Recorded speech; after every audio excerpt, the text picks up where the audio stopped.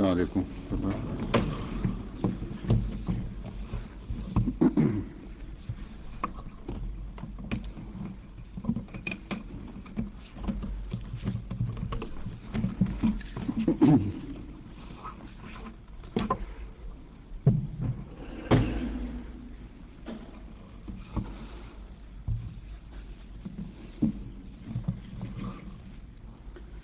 أشهد أن لا إله إلا الله وحده لا شريك له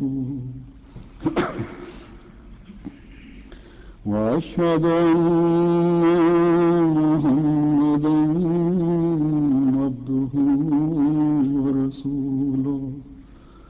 أما بعد فأعوذ بالله من الشيطان الرجيم.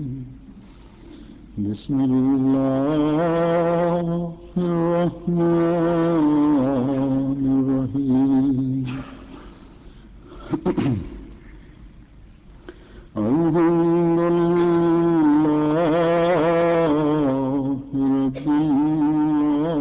العالمين الرحمن الرحيم مالك يوم الدين. إياك نعبد وإياك نستعين. اهدنا الصراط المستقيم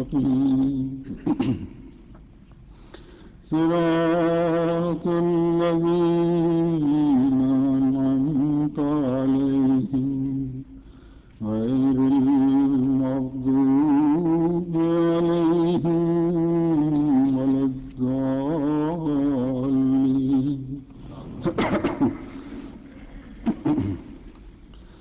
واعبدوا الله ولا تشركوا به شيئا وبالوالدين إحسانا وبذي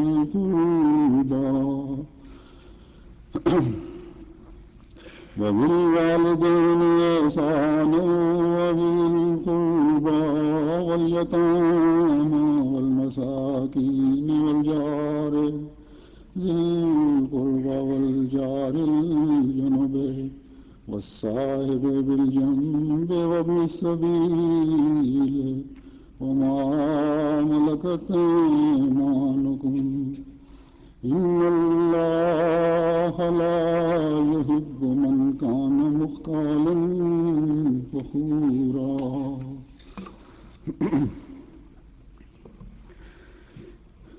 گزشتہ جمعہ میں نے والدین سے حسن سلوک اور ان کے حقوق کے بارے میں کچھ عرض کیا تھا. ابھی جو آیت میں نے تلاوت کی ہے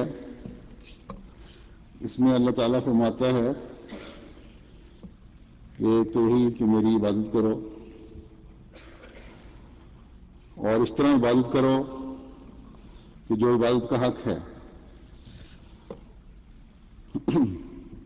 نہ چھوٹے بت نہ بڑے بت نہ دلوں میں بسائے ہوئے بت تمہیں کسی طرح بھی میری عبادت سے روک نہ سکیں. پھر والدین سے حسن سلوک کا حکم ہے، ان سے حسن سلوک کرو، اور اس حسن سلوک کا بھی کئی مختلف جگہوں پر مختلف پیراوں میں ذکر آیا ہے. پھر فرمایا کہ یہ دو بنیادی باتیں ہیں جو تم میں پیدا ہو گئیں تو پھر آگے ترقی کرنے کے لیے اور منازل بھی ہیں جو طے کرنی ہوں گی. دین کی صحیح تعلیم پر عمل کرنے کے لیے تم نے اور بھی معیار دکھانے ہیں، اخلاق کے اعلیٰ معیار دکھانے ہیں. اگر یہ معیار قائم ہو گئے تو پھر تم حقیقی معنوں میں مسلمان کہلانے کے مستحق ہو. اور اگر یہ معیار قائم کر لیے اور اپنے اندر اعلیٰ اخلاق پیدا کر لیے تو پھر ٹھیک ہے، تم نے مقصد پا لیا اور اللہ تعالیٰ کے فضلوں کے وارث بن گئے اور انشاءاللہ بنتے رہو گے۔ اور اگر یہ اعلیٰ معیار قائم نہ کیے اور تکبر دکھاتے رہے اور ہر وقت صرف اسی فکر میں رہے کہ اپنے آپ کو میں کس کس طریقے سے نمایاں کروں، تو یاد رکھو کہ یہ باتیں اللہ تعالیٰ کو سخت ناپسند ہیں۔ پھر تو تم حقوق العباد کرنے والے نہیں ہوگے، ادا کرنے والے نہیں ہوگے، بلکہ اپنی عبادتوں کو ضائع کرنے والے ہوگے۔ اس کے ساتھ ساتھ اپنی عبادتوں کو بھی ضائع کر رہے ہوگے اگر یہ حسن خلق کے اعلیٰ معیار قائم نہ کیے۔ اب وہ معیار کیا ہیں جو اللہ تعالیٰ ہم سے چاہتا ہے کہ ہم قائم کریں؟ فرمایا وہ معیار یہ ہیں کہ تم قریبی رشتہ داروں سے حسن سلوک کرو۔ قریبی رشتہ دار تمہارے جو تمہارے ماں باپ کی طرف سے تمہارے قریبی رشتہ دار ہیں، تمہارے رحمی رشتہ دار ہیں، پھر تمہارے سسرال کے جو شادی شدہ لوگ ہیں ان کے بیوی کی طرف سے یا بیوی کے خامد کی طرف سے رحمی رشتہ دار ہیں، یہ سب قرابت داروں کے زمرے میں آتے ہیں۔ اور ان رشتوں سے حسن سلوک کا عورت اور مرد کو یکساں حکم ہے، ایک جیسا حکم ہے۔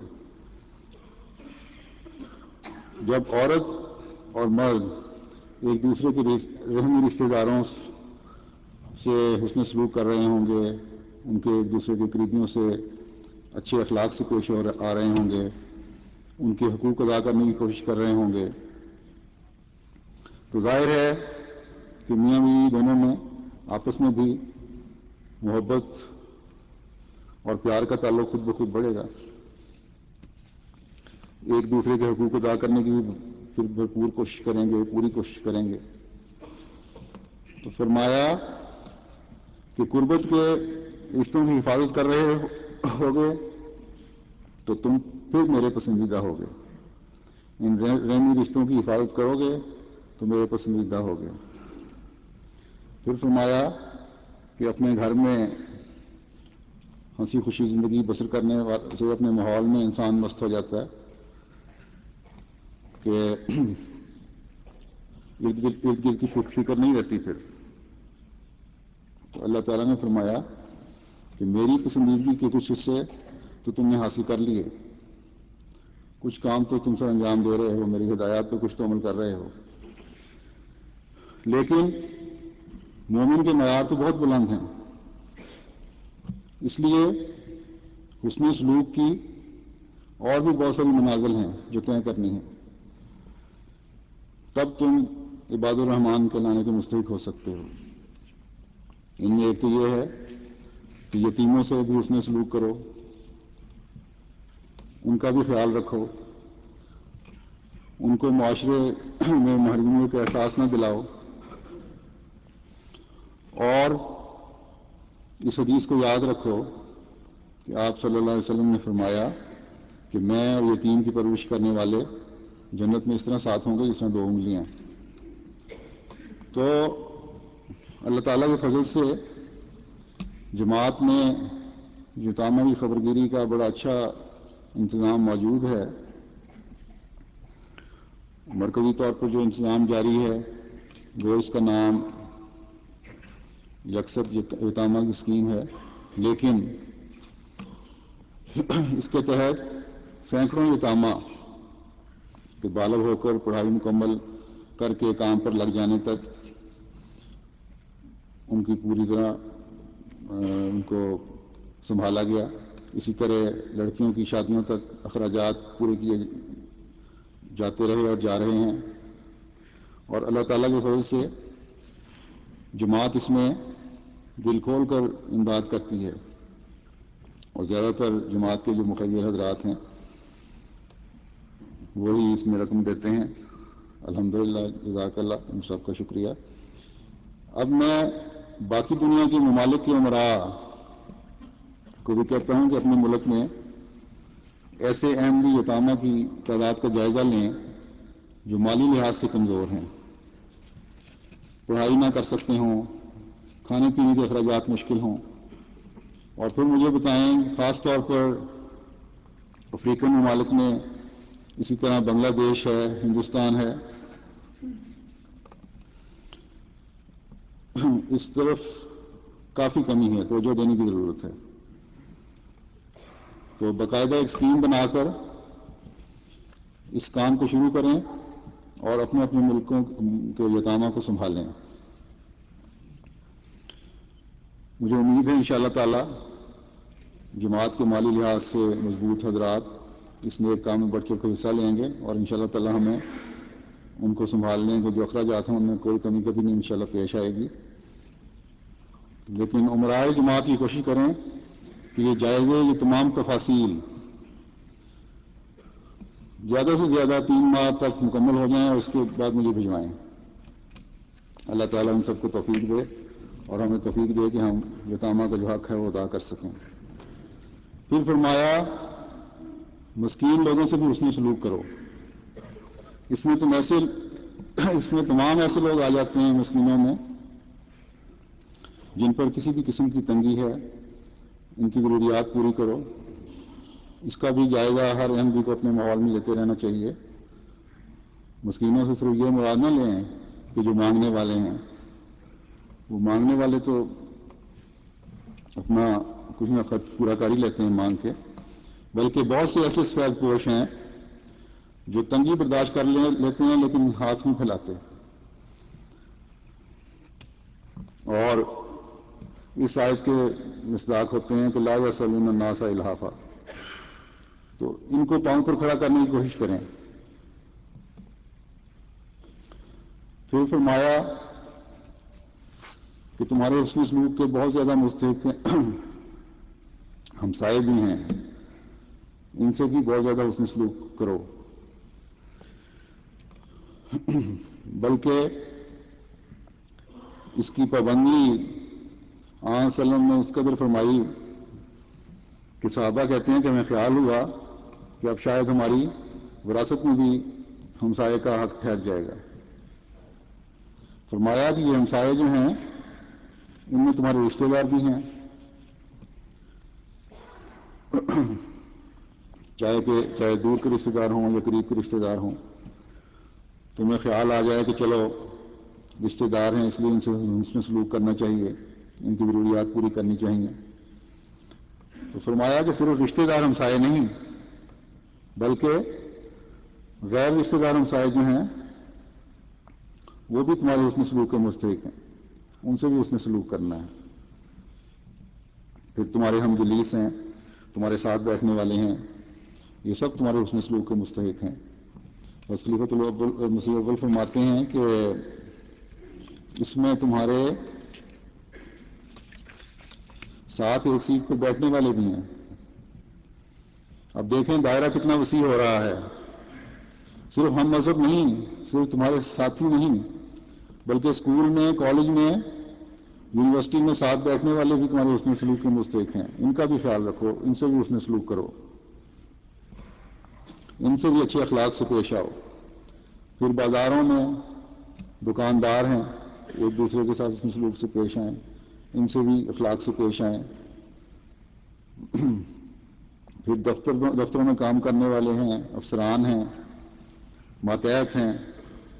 تو خلیفۃ المسیح اول فرماتے ہیں کہ صرف کام کرنے والے افسران یا ماتحت نہیں، بلکہ جس محکمے میں آپ کام کرتے ہیں اس محکمے میں کام کرنے والا ہر شخص بھی تمہارے ہم جلیسوں میں شمار ہوتا ہے اور تمہارے حسن سلوک کا مستحق ہے. پھر سفر کے دوران بس میں بیٹھے ہوئے یا ٹرین میں بیٹھے ہوئے جو لوگ ہیں یہ بھی اس زمرے میں آتے ہیں، ان سے بھی حسن سلوک کرو. بعض دفعہ بعض مسافروں کو نیند آ جاتی ہے کئی دفعہ میں نے دیکھا اس طرح، تو بیچارے کا سر ڈھلک کے کسی کے کندھے پہ یا سر سے ٹکرا جائے تو دوسرے مسافر کو غصہ چڑھ جاتا ہے کہ سنبھال کے بیٹھو اپنے آپ کو. تو یہ چیزیں جو ہیں چھوٹی چھوٹی، یہ کیونکہ آپ کے ہمسائے میں شمار ہو رہا ہے، اس کا ساتھ بیٹھنے والوں میں شمار ہو رہا ہے، اس لیے وہ بھی حسن سلوک ان سے کرنا چاہیے. پھر ایک تو مسافر ہے جو مسافر سے حسن سلوک کرے. اس کے علاوہ ایسے مسافر ہیں جو جن کو بعض دفعہ سفر میں دقتیں پیش آ رہی ہوتی ہیں، گاڑی خراب ہو گئی، بس خراب ہو گئی، کار خراب ہو گئی، کسی جگہ آ گئے اور آپ کی مدد کی ضرورت پڑی، تو ان کی مدد کرنی چاہیے، ان کی رہنمائی کرنی چاہیے، ان کو اس کے جب تک ان کی پریشانی دور نہ ہو جائے ان کا ساتھ دینا چاہیے. تو یہ سب حسن سلوک کے مستحق ہیں. پھر فرمایا کہ ان سے بھی حسن سلوک کرو جن کے تم مالک ہو. اس زمانے میں تو خیر غلام کا تصور نہیں، پرانے زمانے میں غلام ہوتے تھے، لیکن تمہارے جو ملازمین ہیں ان کی ضروریات کا بھی خیال رکھو. ان کو اگر تمہاری مدد کی ضرورت ہے تو ان کی ضرورت پوری کرنے کی کوشش کرو. غم خوشی میں ان کی ضرورتوں کا خیال رکھو. ان کے بچوں کو اگر مالی تنگی کی وجہ سے پڑھنے میں دقت ہے تو ان کی مدد کرو، ان کو پڑھاؤ. اگر کوئی لائق نکل آئے اور پڑھ لکھ کر قابل آدمی بن جائے تو تمہارے لیے تو یہ مستقل ثواب کا باعث بن جائے گا. تو یہ ہے حسین تعلیم اسلام کی کہ حسن سلوک سے تم ایک حسین معاشرہ قائم کر سکتے ہو. اور بھی بہت ساری باتیں دوسری جگہوں پہ ذکر ہے، قیدیوں سے بھی حسن سلوک کا ذکر ہے، مریضوں سے بھی وغیرہ وغیرہ. تو اگر ہر ایک اپنے اپنے دائرے میں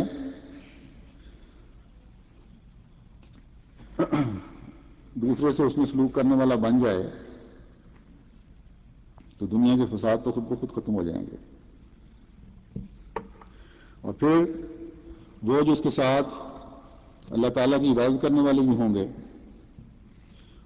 تو پھر تو یہ سونے پہ سہاگے والی بات ہوگی. اور آج اس تفصیل سے یہ حسن سلوک سوائے احمدی کے اور کوئی نہیں کر سکتا. یہ بہت بڑی ذمہ داری ہے جو ہم نے ادا کرنی ہے، اس لیے اس طرف ہمیں بہت زیادہ توجہ دینے کی ضرورت ہے. اب چند احادیث پیش کرتا ہوں اور اقتباسات. حضرت مسیح موعود علیہ السلام فرماتے ہیں اسی تشریح میں کہ تم خدا کی پرستش کرو اور اس کے ساتھ کسی کو مت شریک ٹھہراؤ، اور اپنے ماں باپ سے احسان کرو اور ان سے بھی احسان کرو جو تمہارے قرابتی ہیں. اس فقرے میں اولاد اور بھائی اور قریب اور دور کے تمام رشتہ دار آ گئے.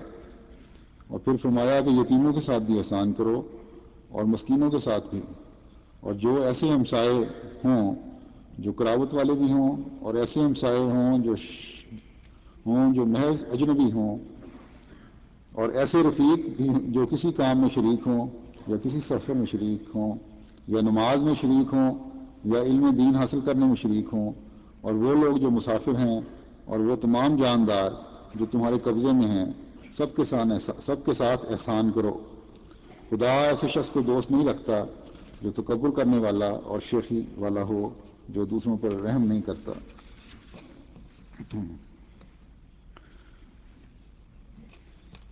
بعض لوگ اپنے بڑے بھائیوں کا احترام نہیں کر رہے ہوتے، حسن سلوک تو ایک طرف رہا، ان سے بدتمیزی سے پیش آ رہے ہوتے ہیں، عدالتوں میں ان کو گھسیٹ رہے ہوتے ہیں، ہر طرف سے ان چیزوں پر بٹا لگانے کی کوشش کر رہے ہوتے ہیں.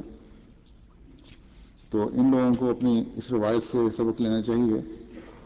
حضرت سعید بن عاص رضی اللہ عنہ بیان کرتے ہیں کہ آن حضرت صلی اللہ علیہ وسلم نے فرمایا، بڑے بھائی کا حق اپنے چھوٹے بھائیوں پر اس طرح کا ہے جس طرح والد کا حق اپنے بچوں پر.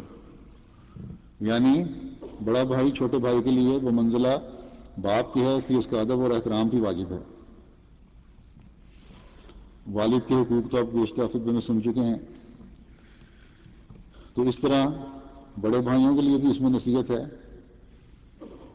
کہ چھوٹے بھائیوں سے وہ سلوک رکھیں جو ایک باپ کو اپنے بچوں سے ہوتا ہے. اللہ کرے کہ ہر اہم بھی اس محبت کی فضا کو قائم کرنے والا ہو. بعض دفعہ گھروں میں میاں بیوی چھوٹی چھوٹی باتوں پر ان کی تلخ کلامی ہو جاتی ہے، تلخی ہو جاتی ہے. مرد کو اللہ تعالیٰ نے زیادہ مضبوط اعصاب کا بنایا ہے. اگر مرد خاموش ہو جائے تو شاید 80% سے زیادہ جھگڑے وہیں ختم ہو جائیں. صرف ذہن میں یہ رکھنے کی بات ہے کہ میں نے حسن سلوک کرنا ہے اور صبر سے کام لینا ہے. ہمارے آقا حضرت محمد مصطفیٰ صلی اللہ علیہ وسلم نے کیا اسوہ ہمیں دکھایا اس بارے میں.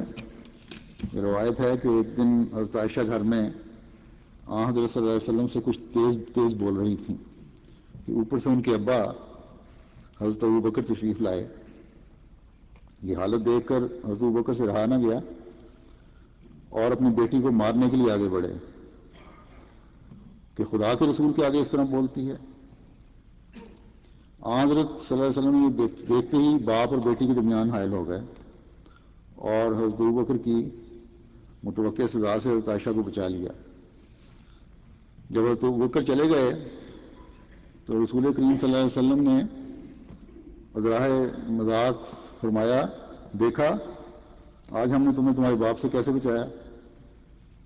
تو دیکھیں یہ کیسا اعلیٰ نمونہ ہے کہ نہ صرف خاموش رہ کر جھگڑے کو ختم کرنے کی کوشش کی بلکہ حضرت ابوبکر جو حضرت عائشہ کے والد تھے ان کو بھی روک دیا کہ عائشہ کو کچھ نہیں کہنا، اور پھر فوراً حضرت عائشہ سے مذاق کر کے اس وقتی بوجھل پن کو بھی دور فرما دیا.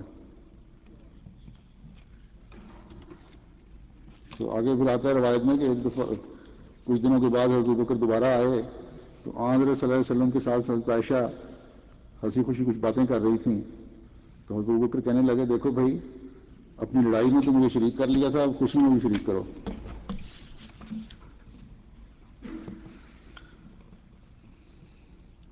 حضرت صلی اللہ علیہ وسلم حضرت عائشہ کے بہت ناز اٹھاتے تھے. ایک دفعہ ان سے فرمانے لگے کہ عائشہ میں تمہاری ناراضگی اور خوشی کو خوب پہچانتا ہوں. حضرت عائشہ نے عرض کیا، وہ کیسے؟ فرمایا، جب تم مجھ سے خوش ہوتی ہو تو اپنی گفتگو میں رب محمد کہہ کر قسم کھاتی ہو، اور جب ناراض ہوتی ہو تو رب ابراہیم کہہ کر بات کرتی ہو. حضرت عائشہ کہتی ہیں کہ ہاں یا رسول اللہ، یہ تو ٹھیک ہے، مگر بس میں صرف زبان سے ہی آپ کے نام چھوڑتی ہوں، دل سے تو آپ کی محبت نہیں جا سکتی. حضرت اقدس مسیح موعود علیہ السلام فرماتے ہیں کہ فحشاء کے سوا باقی تمام کج خلقیاں اور تلخیاں عورتوں کی برداشت کرنی چاہیے، اور فرمایا ہمیں تو کمال بے شرمی معلوم ہوتی ہے کہ مرد ہو کر عورت سے جنگ کریں. ہم کو خدا نے مرد بنایا ہے اور در حقیقت یہ ہم پر اتمام نعمت ہے. اس کا شکریہ ہے کہ ہم عورتوں سے لطف اور نرمی کا برتاؤ کریں. ایک دفعہ ایک دوست کی درست مزاجی اور بد زبانی کا ذکر ہوا اور شکایت ہوئی کہ وہ اپنی بیوی سے سختی سے پیش آتا ہے. حضور اس بات سے بہت کبیدہ خاطر ہوئے، بہت رنجیدہ ہوئے، بہت افسوس ہوا، دکھ ہوا، اور فرمایا کہ ہمارے احباب کو ایسا نہیں ہونا چاہیے. حضور بہت دیر تک معاشرت نسواں یا عورتوں سے کس طرح سلوک ہونا چاہیے کے بارے میں گفتگو فرماتے رہے، اور پھر آخر پر فرمایا کہ میرا تو یہ حال ہے کہ ایک دفعہ میں نے اپنی بیوی پر آوازہ کسا تھا اور میں محسوس کرتا ہوں کہ وہ بانگ اور بلند ذرا اونچی آواز میں بولے تھے، دل کے رنج سے ملی ہوئی ہے. اس میں ذرا تھوڑا سا غصہ شامل تھا، اور اس وجہ سے کوئی دل اور بائیں ہما کوئی دل آزار اور درست کلمہ منہ سے نہیں نکلا تھا. اس کے علاوہ کہتے ہیں کوئی اور کلمہ ایسا نہیں تھا جو منہ سے نکلا ہو. اس کے بعد فرمایا کہ میں نے بہت استغفار کرتا رہا اور بڑے خشوع و خضوع سے نفلیں پڑھیں اور کچھ صدقہ بھی دیا کہ یہ درستی زوجہ پر کسی پنہانی معصیت الہی کا نتیجہ نہ ہو. تو یہ ہیں بیویوں سے حسن سلوک کے نمونے جو آج ہمیں اس زمانے میں حضرت اقدس مسیح موعود علیہ السلام کے عمل سے اپنے آقا حضرت محمد مصطفیٰ صلی اللہ علیہ وسلم کی پیروی میں نظر آتے ہیں، اور انہی پر چل کر ہم اپنے گھروں میں امن قائم کر سکتے ہیں.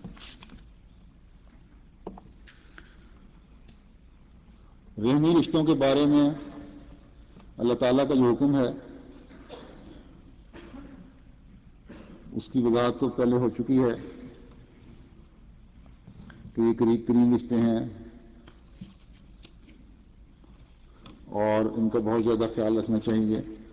اس بارے میں ایک روایت ہے حضرت ابو ہریرہ رضی اللہ تعالیٰ عنہ کی، فرمایا کہ کہتے ہیں کہ نبی صلی اللہ علیہ وسلم نے فرمایا کہ رحم رحمان سے مشتق ہے، یعنی رحمان سے نکلا ہے، اور اللہ تعالیٰ نے فرمایا ہے جس نے تجھ سے تعلق جوڑا میں اس سے تعلق جوڑوں گا، اور جس نے تجھ سے تعلق توڑا میں اسے قطع تعلق ہی اختیار کر لوں گا۔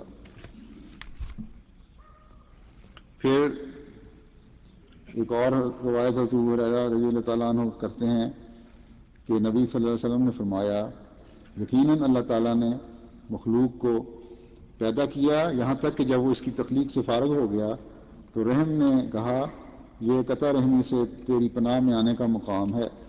اس پر اللہ تعالیٰ نے فرمایا ہاں کیا تو اس چیز پر راضی نہیں کہ میں اس سے تعلق جوڑوں گا جو تجھ سے تعلق جوڑے گا، اور جو تجھ سے قطع تعلق ہی کرے گا میں اس سے تعلق توڑ لوں گا۔ اس پر رحم نے کہا اے میرے رب میں اس بات پر کیوں راضی نہ ہوں گا۔ اس پر اللہ تعالیٰ نے فرمایا یہ مقام صرف تجھے حاصل ہے، اور پھر رسول اللہ صلی اللہ علیہ وسلم نے فرمایا بس اگر تم چاہتے ہو تو قرآن کریم کی یہ آیت پڑھو فَهَلْ عَسَيْتُمْ إِن تَوَلَّيْتُمْ أَن تُفْسِدُوا فِي الْأَرْضِ وَتُقَطِّعُوا أَرْحَامَكُمْ، یعنی کیا تمہارے لیے یہ ممکن ہے کہ اگر تم متولی ہو جاؤ تو تم زمین میں فساد کرتے پھرو اور اپنے رحمی رشتوں کو کاٹ دو۔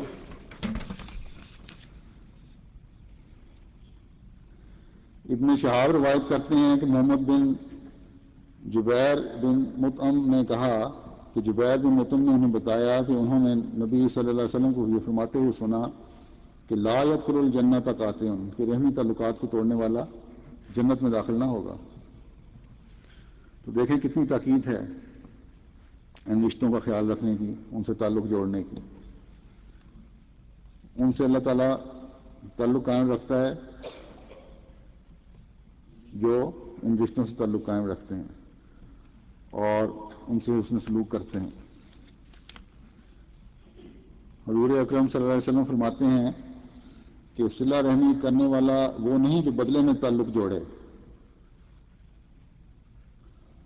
اگر تمہارے سے کوئی صلہ رحمی کر رہا ہے، اچھے اخلاق سے پیش آ رہا ہے تو اس کے بدلے میں تم بھی اچھے اخلاق سے پیش آؤ، نہیں، بلکہ صلہ رحمی کرنے والا تو وہ ہے جس سے جب تعلق توڑا جائے تو وہ تعلق جوڑے، کہ تمہارے سے کوئی ناراض بھی ہو جاتا ہے، تمہارے سے کوئی پرے بھی ہٹ جاتا ہے، تعلق توڑنا بھی چاہتا ہے، تب بھی اس کے قریب جاؤ، اس سے تعلق جوڑو۔ تو دیکھیں کتنی پیاری تعلیم ہے۔ صلح کا ہاتھ تو پہلے بڑھاؤ، تم پہلے بڑھاؤ۔ اب ہر مسلمان اس پر اگر عمل کرنا شروع کر دے تو کیا کوئی جھگڑا باقی رہ جاتا ہے؟ ہر طرف امن کی فضائی قائم ہو جائے گی۔ اب یہ تعلیم جو ہے اس کو رواج دینا اور یہ اعلیٰ اخلاق اپنے رشتہ داروں سے دکھانا آج ہر احمدی کا کام ہے۔ تبھی تو اقدس مسیح موعود علیہ الصلوۃ والسلام نے فرمایا ہے کہ تم صلح میں پہل کرو اور سچے ہو کر جھوٹوں کی جگہ تذلل اختیار کرو، تبھی یہ اعلیٰ اخلاق کا معاشرہ قائم ہو سکتا ہے۔ حضرت صلی اللہ علیہ وسلم کا اپنا اسوہ اس بارے میں کیا اعلیٰ تھا۔ بخاری کی روایت ہے کہ رسول کریم کے اکثر رحمی رشتہ داروں نے دعویٰ نبوت پر آپ کی مخالفت کی، مگر آپ صلی اللہ علیہ وسلم فرماتے تھے کہ بے شک قریش کے فلاں شاخ والے لوگ میرے دوست نہیں رہے، دشمن ہو گئے ہیں، مگر آخر میرا ان سے ایک خونی رشتہ ہے، میں اس رحمی تعلق کے حقوق بہرحال ادا کرتا رہوں گا۔ تو دیکھیں یہ وہ تعلیم ہے جو آپ نے جس پر عمل کر کے دکھایا۔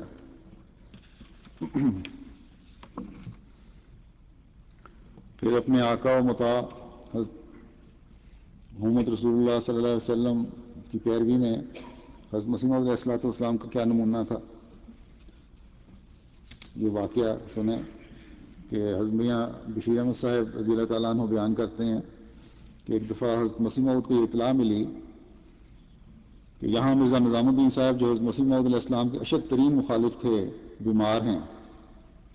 اس پر حضور ان کی عیادت کے لیے بلا توقف ان کے گھر تشریف لے گئے. اس وقت ان پر بیماری کا اتنا شدید حملہ تھا کہ ان کا دماغ بھی اس سے متاثر ہو گیا تھا. آپ نے ان کے مکان پر جا کر ان کے لیے مناسب علاج تجویز فرمایا جس سے وہ خدا تعالیٰ کے فضل سے صحت یاب ہو گئے.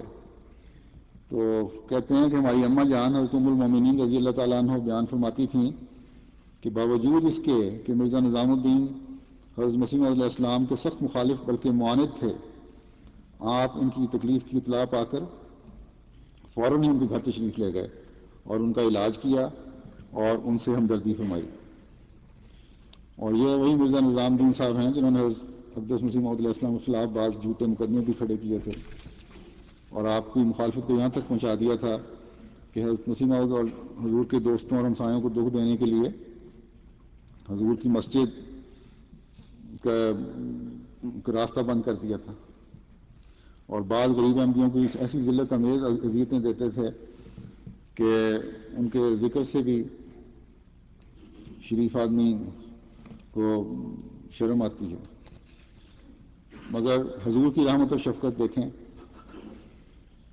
کہ مرزا نظام الدین صاحب جیسے معاند کی بیماری کا علم ہوا اور حضور کی طبیعت بے چین ہو گئی.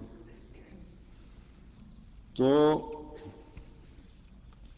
یہ ہے اس مسیح و مہدی کا اسوہ. اب ہم میں سے ہر ایک کو چاہیے، اب ان کی جماعت کی طرف منسوب ہو رہے ہیں، اپنا ہمیں محاسبہ کرنا چاہیے کہ ہم کس حد تک اس پر عمل کرتے ہیں. بعض دفعہ بعض ایسے رشتہ دار بھی ہوتے ہیں، ہمسائے بھی ہوتے ہیں جن سے جتنا چاہے اس میں سلوک کرو، جب بھی موقع ملے نقصان پہنچانے سے باز نہیں آتے. ان کی سرشت میں ہی نقصان پہنچانا ہوتا ہے. ان کا وہی حساب ہوتا ہے. کسی بچھوؤں کی جو ایک قطار جاری تھی، کسی نے پوچھا اس میں سردار کون ہے؟ انہوں نے کہا جس کے ڈانگ پہ ہاتھ رکھ دو وہی سردار ہے، وہی ڈانگ مارے گا. تو لیکن حکم کیا ہے، ہمیں کیا کرنا چاہیے؟ ایسے لوگوں کے بارے سے مسند احمد کی ایک روایت ہے کہ ایک دفعہ ایک شخص نے عرض کیا کہ اللہ کے رسول، میرے کچھ رشتہ دار ہیں، میں ان سے تعلق جوڑتا ہوں وہ توڑتے ہیں، میں احسان کرتا ہوں وہ بدسلوکی کرتے ہیں، میرے نرمی اور حلم کے سلوک کا جواب وہ زیادتی اور جہالت سے دیتے ہیں. نبی کریم صلی اللہ علیہ وسلم نے فرمایا اگر وہ ایسا کرتے ہیں جیسا تم نے بیان کیا تو تم گویا ان کے منہ پر خاک ڈال رہے ہو، یعنی ان کو شرمندہ کر رہے ہو اور نیکیاں کما رہے ہو، کیونکہ وہ ایسا کر کے تو کسی کو منہ دکھانے کے قابل نہیں رکھتے. اور اللہ کی طرف سے تمہارے لیے ایک مددگار فرشتہ اس وقت تک مقرر رہے گا جب تک تم اپنے حسن سلوک سے اس نمونہ پر قائم رہو گے. حضرت ابو ذر غفاری رضی اللہ تعالیٰ عنہ کہتے ہیں کہ میرے محبوب صلی اللہ علیہ وسلم نے مجھے چند باتوں کی وصیت فرمائی. ان میں سے نمبر 1 یہ تھی، فرمایا کہ وہ لوگ جو مجھ سے مال و جا وغیرہ میں فوقیت رکھتے ہیں، یعنی زیادہ اچھے ہیں، امیر ہیں مالی لحاظ سے، ان کی طرف نہ دیکھوں بلکہ ان لوگوں کو دیکھوں جو مجھ سے کم تر ہیں، تاکہ میرے دل میں شکر کا جذبہ ابھرے. دوسری بات یہ مجھے وصیت فرمائی کہ مسکینوں سے محبت کرو اور ان کے پاس جاؤ. اور پھر فرمایا کہ نمبر 3 تیسری بات یہ فرمائی کہ میرے اعزاء اور رشتہ دار چاہے مجھ سے خفا ہوں اور میرے حقوق ادا نہ کریں تب بھی میں ان سے اپنا تعلق جوڑے رکھوں اور ان کے حقوق ادا کرتا رہوں. حضرت سلمان بن عامر رضی اللہ عنہ نبی کریم صلی اللہ علیہ وسلم سے روایت کرتے ہیں کہ آپ نے فرمایا غریب مسکین کو صدقہ دینے سے صرف صدقے کا ثواب ملتا ہے اور غریب رشتہ دار کو دینے سے دوہرا ثواب ملتا ہے، ایک صدقے کا، دوسرے رشتہ داری کے حقوق ادا کرنے کا.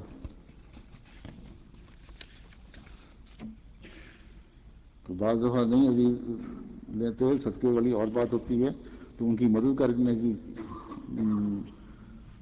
لیے ان کا کسی لحاظ سے بہتری ہو جائے ان کے مالی حالات میں، مدد کرنے میں کوئی حرج نہیں ہوتی، صدقہ نام نہ رکھیں اس کا، لیکن مدد ضرور کرنی چاہیے۔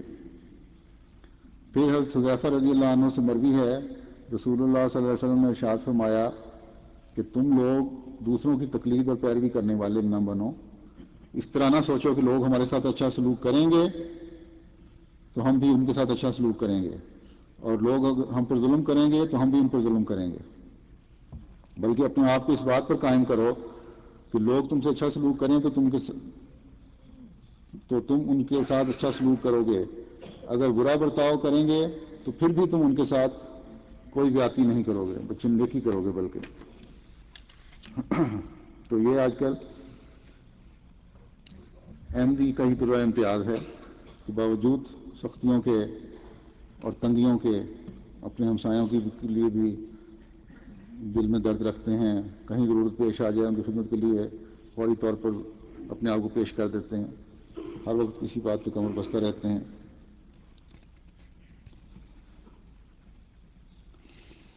حضرت مسیح موعود علیہ الصلوۃ والسلام فرماتے ہیں کہ دوسرے طور پر جو ہمدردی بنی نوع سے متعلق ہے، اس یہ آیت ہے ان اللہ یامر بالعدل والاحسان وایتاء ذی القربی، کہ اس آیت کے یہ معنی ہیں کہ اپنے بھائیوں اور بنی نوع سے عدل کرو اور اپنے حقوق سے زیادہ ان سے کچھ تعرض نہ کرو اور انصاف پر قائم رہو۔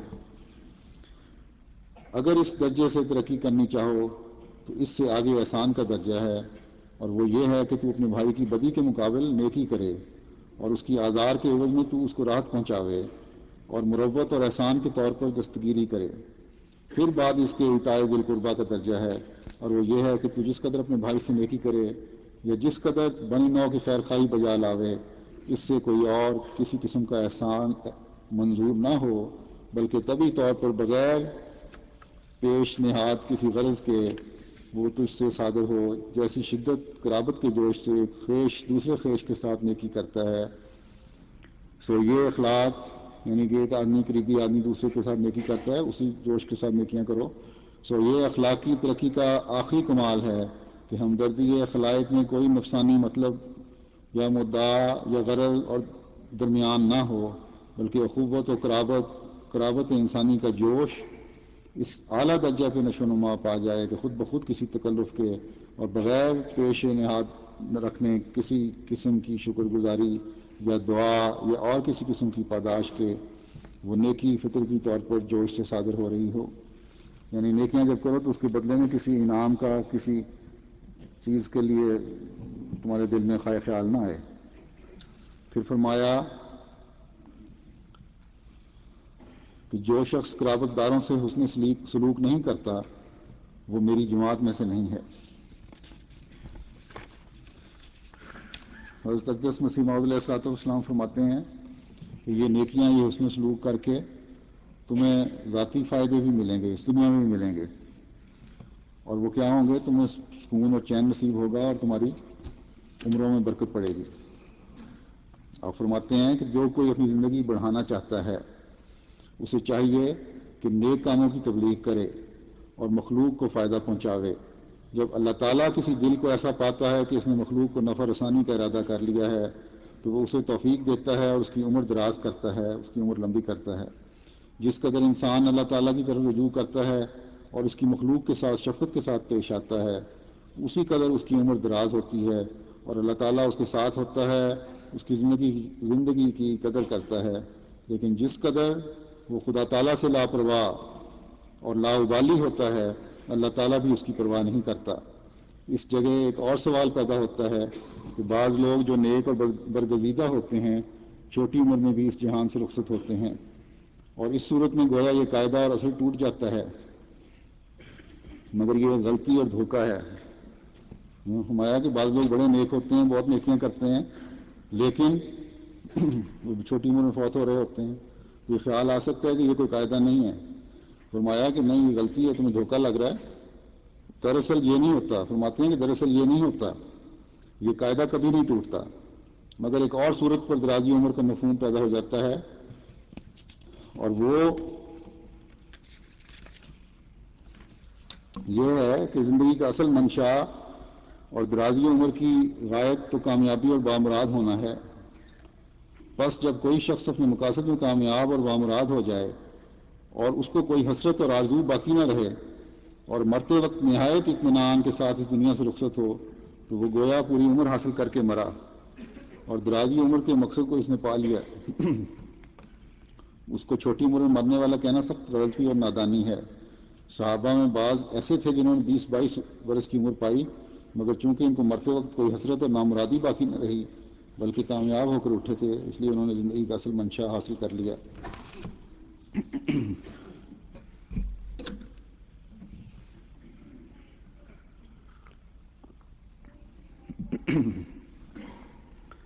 پھر آپ فرماتے ہیں کہ اگر تم چاہتے ہو کہ آسمان پر تم سے خدا راضی ہو تو باہم ایسے ایک ہو جاؤ جیسے ایک پیٹ میں سے دو بھائی.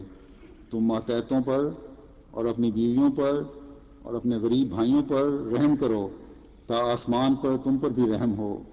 تم سچ مچ اس کے ہو جاؤ تاکہ وہ بھی تمہارا ہو جائے.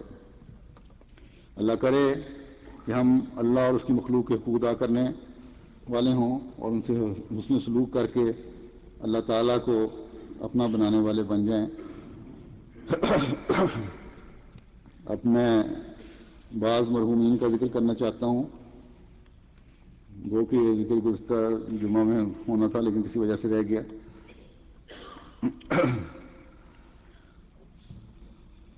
تو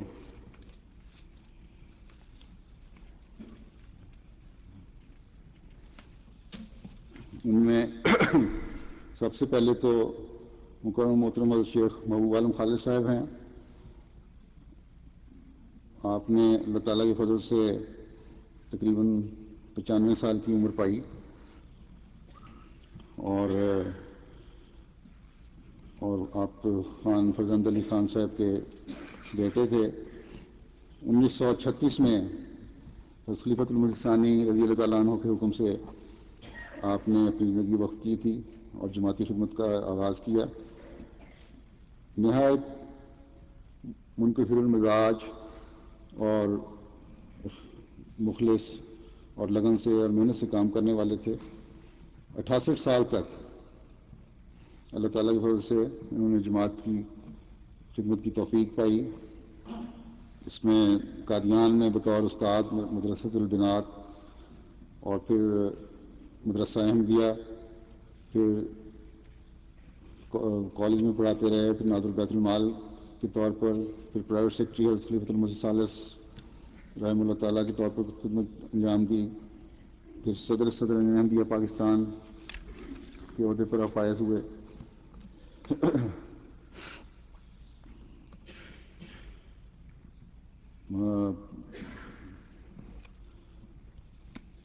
1969 میں آپ کالج سے ریٹائر ہوئے تھے تعلیم پا کر. پھر کالج میں صدر انجمن کے دفاتر میں خلیفۃ المسیح ثالث نے آپ کو لگا دیا تھا بطور ناظر بیت المال کے. سب سے وفات تک تقریباً 35 سال کا عرصہ ہے جو آپ نے خدمت کی صدر انجمن کے دفاتر میں. آپ خدام الانبیاء کے بانی ارکان میں سے تھے. خدا میں جو مسلم قوم نے خدام الانبیاء بنائی ہے تو جو چند بانی رکن تھے ان میں سے آپ بھی تھے اور اس کے پہلے جنرل سیکرٹری آپ تھے. آج کل معتمد کا عہدہ اس زمانے میں جنرل سیکرٹری کہلاتا تھا. پھر آپ کو خدام الانبیاء کے مختلف شعبوں میں بھی کام کرنے کا موقع ملا اور 12 سال تک قائد عمومی انصار اللہ مرکزیہ رہے جب خلیفۃ المسیح ثالث صدر انصار اللہ مرکزیہ ہوتے تھے. اور وفات تک آپ مجلس انصار اللہ پاکستان کی عاملہ کے اعزازی ممبر بھی رہے. اور پھر 2002 میں مئی میں خلیفۃ المسیح رابع رحمہ اللہ تعالیٰ نے آپ کو صدر احمدیہ مقرر فرمایا اور وفات تک آپ اسی منصب پر فائز رہے. آخر تک اللہ تعالیٰ کی فضل سے ذہنی لحاظ سے بالکل ٹھیک تھے اور بڑی اچھی طرح اپنے فرائض سر انجام دیتے تھے. اور آپ کے 6 بیٹے ہیں یادگار آپ کی. تو مختصر ان کے بارے میں یہ بھی بتا دوں کہ حضرت خلیفۃ المسیح ثانی رضی اللہ تعالیٰ عنہ نے قادیان میں آپس میں اخوت کا رشتہ قائم کرنے کے لیے ایک پروگرام اس طرح شروع کیا تھا کہ 2 لڑکوں کو آپس میں بھائی بھائی بنا دیتے تھے. خیر کس طرح ہوا، کس طرح بنتے تھے، اس کی ایک لمبی تفصیل ہے. تو بہرحال اس طرح حضرت شیخ صاحب جو تھے وہ میرے والد حضرت صاحبزادہ مرزا منصور احمد صاحب کے بھائی بنے اور ان سے اس طرح بھائی بندی کا رشتہ قائم ہوا. پھر ان کے انکسار اور اخلاص کی ذکر کر کے آیا ہوں میں. یہ خصوصیت واقعی ان میں بہت زیادہ تھی. صرف یہ نہیں کہ ذکر کرنا اس لیے کیا جائے، بلکہ مجھے تجربہ بھی ہوا جب حضرت خلیفۃ المسیح رابع رحمہ اللہ تعالیٰ نے مجھے ناظر اعلیٰ اور امیر مقامی ربوہ مقرر فرمایا تھا تو آپ ناظر بیت المال تھے. باوجود بہت سینئر ناظر ہونے کے تو شیخ صاحب نے، اور اس کے باوجود کہ عمر میں بہت بڑے تھے مجھ سے، والد صاحب کے برابر تھے، اطاعت کا وہ نمونہ دکھایا ہے جو واقعی بے مثال تھا. اور بعض دفعہ تو ان کے اس اطاعت کے جذبے کو دیکھ کر شرم بھی آتی تھی اور اخلاص کو دیکھ کر. پھر جب حضور رحمہ اللہ تعالیٰ نے انہیں صدر سجن احمدیہ مقرر فرمایا تو باوجود اس کے کہ اب یہ ان کے پاس بڑا عہدہ تھا، لیکن شفقت کے ساتھ ساتھ اطاعت کا پہلو پھر بھی رہا. اور وہ پہلو اس لیے رہا کہ کیونکہ میں امیر مقامی بھی تھا اور امیر کی اطاعت ضروری ہے. تو ایک قابل مثال نمونہ تھے بہت سوں کے لیے.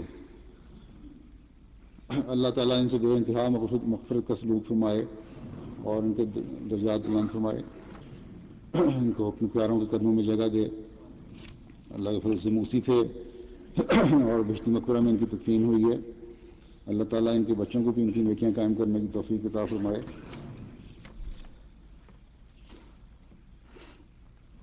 پھر ہمارے بزرگ ایک حضرت مولانا محمد سعید انصاری صاحب تھے جو 9 جنوری کو جن کی وفات ہوئی. یہ بھی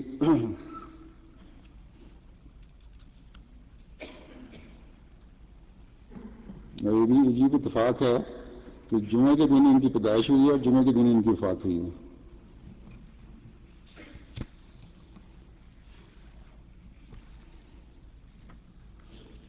آپ نے 1946 میں زندگی وقف کی تھی. حضرت خلیفۃ المسیح ثانی رضی اللہ تعالیٰ نے ان کی پہلی تقرری ملایا سنگاپور میں بطور مربی کے فرمائی. پھر آپ سماٹرا اور برٹش نارتھ بورنیو یعنی جو آج کل ملائیشیا کہلاتا ہے اس میں رہے 1959 تک. 61 میں دوبارہ سنگاپور میں تقرری ان کی ہو گئی. پھر 64 سے 67 تک جامعہ احمدیہ ربوہ میں انڈونیشین زبان پڑھاتے رہے. پھر 67 میں پھر ان کو ملائیشیا بھجوایا گیا دوبارہ. پھر واپس آئے 3 سال مرکزی دفاتر میں خدمات انجام دیں. پھر 73 سے 77 تک انڈونیشیا چلے گئے اور پھر واپسی پہ جامعہ احمدیہ میں تقرری ہوئی ان کی. اور 80 سے لے کے 2003 تک آپ وکالت تبشیر ربوہ میں اور وکالت اشاعت ربوہ میں خدمات سر انجام دے رہے تھے. انڈونیشین زبان میں متعدد کتب کا ترجمہ کرنے کی آپ کو توفیق ملی. آپ بھی ایک نیک باوفا مخلص دعاگو اور عالم بعمل بزرگ مربی تھے.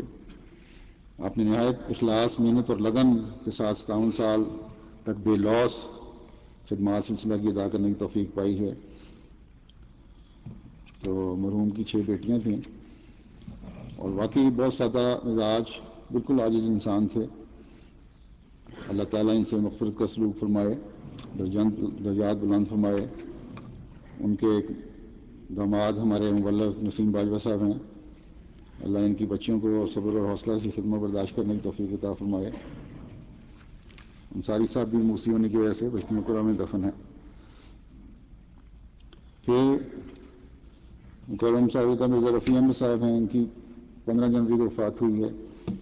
یہ بھی خدام الاحمدیہ کے صدر رہے ہیں، انڈونیشیا میں مبلغ کے طور پر بھی رہے، جامعہ میں پڑھاتے رہے.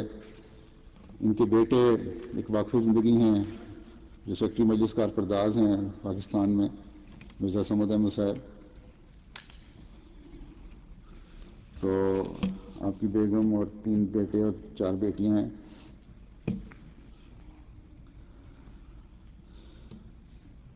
آپ میاں صاحب حضرت خلیفۃ المسیح ثانی رضی اللہ تعالیٰ عنہ کے بیٹے تھے. جب اللہ تعالیٰ نے مجھے خلافت کے منصب پر مقرر فرمایا تو ان کی طرف سے انتہائی عاجزی اور اخلاص اور وفا کے اظہار کا خط مجھے ملا تھا، اور پھر اس کے بعد ہر خط میں اظہار بڑھتا چلا گیا، باوجود اس کے کہ میرے ساتھ انتہائی قریبی رشتہ تھا، ماموں کا رشتہ تھا. ان کے اخلاص اور وفا کے الفاظ پڑھ کر دل اللہ تعالیٰ کی حمد سے بھر جاتا تھا. میرے خیال میں میرے چند ایک ایسے بڑے رشتہ دار ہیں جنہوں نے اس قدر وفا اور اطاعت کا اظہار کیا ہوگا. اس کا مطلب یہ نہیں ہے کہ باقی رشتہ داروں نے وفا کے اظہار نہیں کیے، ہر ایک کا اپنا اپنا انداز ہوتا ہے. حضرت اقدس مسیح موعود علیہ الصلوۃ والسلام کے خاندان کے ہر فرد نے بڑے اخلاص و وفا سے خلافت کی بیعت کی ہے، اور بہت سے ان میں سے میرے سے بہت عمر میں بھی بڑے ہیں، تجربے میں بڑے ہیں، علم میں بھی زیادہ ہوں گے. اللہ تعالیٰ تمام خاندان کو خلافت سے محبت اور وفا میں ہمیشہ بڑھاتا رہے، اور آئندہ آنے والی ہر خلافت کے ساتھ بھی سب لوگ اطاعت گزاری دکھائیں. بہرحال یہاں ذکر میاں صاحب کا تھا. اپنا انجام بخیر ہونے کے لیے مجھے باقاعدہ لکھتے رہتے تھے. اللہ تعالیٰ ان سے مغفرت کا سلوک فرمائے. آپ کی تدفین بھی بوجہ موسی ہونے کے بشتی میں پورا روا میں ہوئی ہے، اور ہمیشہ مجھے یہ لکھا کرتے تھے اپنی بیگم صاحبہ کے بارے میں جو دل کی مریضہ تھیں کہ ان کے لیے دعا کروں کہ ان کو صحت ہو، اور خود تو ٹھیک سے ظاہر اتنی تکلیف کوئی نہیں تھی ان کو، لیکن بہرحال اللہ تعالیٰ کے اپنا ایک طریق ہے. یہ خیال نہیں تھا کہ پہلے خود چلے جائیں گے. تو احباب ان کی بیگم صاحبہ کے لیے بھی دعا کریں، وہ دل کی مریضہ ہیں. ان کی بیگم صاحبہ ڈاکٹر میر محمد اسماعیل صاحب کی بیٹی ہیں. پھر ہمارے ایک مبلغ جو زمبابوے کے مشنری انچارج تھے، ان کی بھی کچھ عرصہ وہ وفات ہوئی ہے.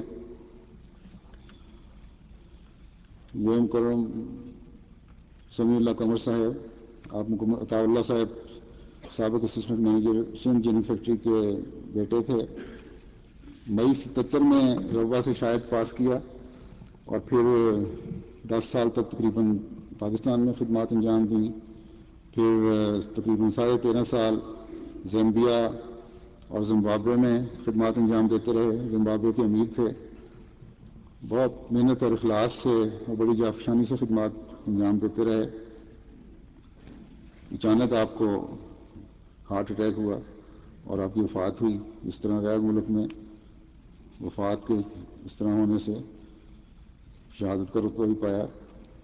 تو آپ کی بوڑھے والدین بھی زندہ ہیں، اہلیہ ہیں، اور 5 بیٹیاں یادگار ہیں. اللہ تعالیٰ ان کے بھی درجات بلند فرمائے، اور لواحقین کو صبر جمیل کی توفیق عطا فرمائے، اور خود ہی ان بچوں میں خود کفیل ہو جائے. یہ بھی موسی تھے، اور بیچ میں روا میں ان کی تدفین ہوئی ہے.